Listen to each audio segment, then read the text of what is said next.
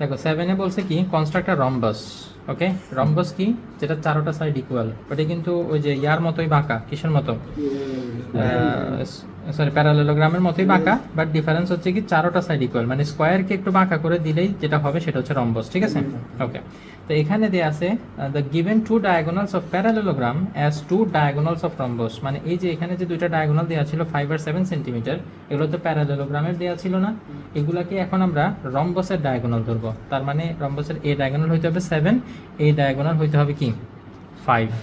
এখন সমস্যাটা হচ্ছে আর কোনো ইনফরমেশন দেয়া নেই, এই দুটো ইনফরমেশনে দেয়া। ওই বেসটাকে কিন্তু তুমি এখানে ইউজ করতে পারবে না, বিকজ বেসটাকে বেস ধরতে বলে নেই।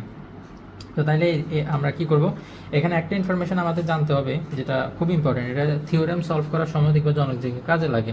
সেটা হচ্ছে ডায়াগোনালগুলা রম্বাস আর স্কোয়ার এই দুই ক্ষেত্রে they bisect each other at 90 degree angle. এই অ্যাঙ্গেলটা কত?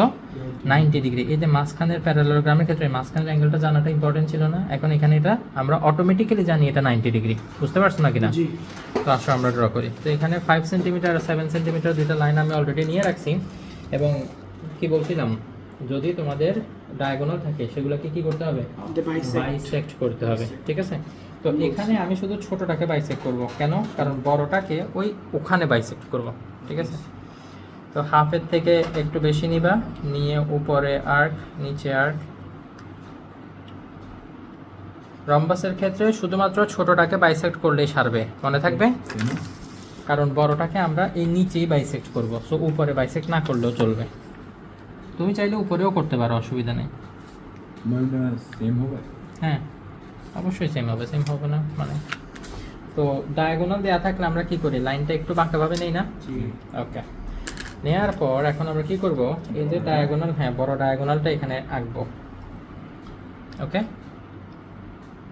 বড় ডায়াগোনালটা এখানে ড্র করব। এরপরে এখানে এটাকে বাইসেক্ট করব।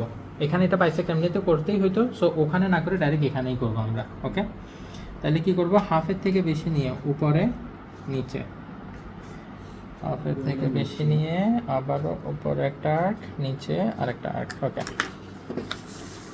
এই যে এখন যেটা বাইসেক্টর আমরা ড্র করতেছি এটাকে বলে পারপেন্ডিকুলার বাইসেক্টর। পারপেন্ডিকুলার বাইসেক্টর কেন বলে? বিকজ এটা এই যে এখানে 90 ডিগ্রি অ্যাঙ্গেলে থাকে। আমরা জানি না ওই যে ডায়াগোনাল দুইটা একটার সাথে 90 ডিগ্রি অ্যাঙ্গেলে থাকে। খুবই সহজ। এরপরে D1 এর হাফ, যেটা ওই D1 এর হাফটা নিব। D1 এর হাফ নিয়ে আমরা যে বাইসেক্টরটা ড্র করছি সেটার উপরে কাটবো এবং নিচে কাটবো।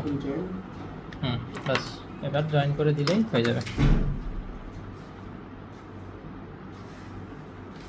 এক,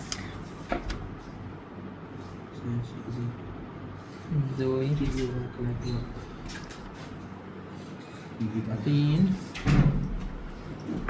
চার, কমপ্লিট। ওকে।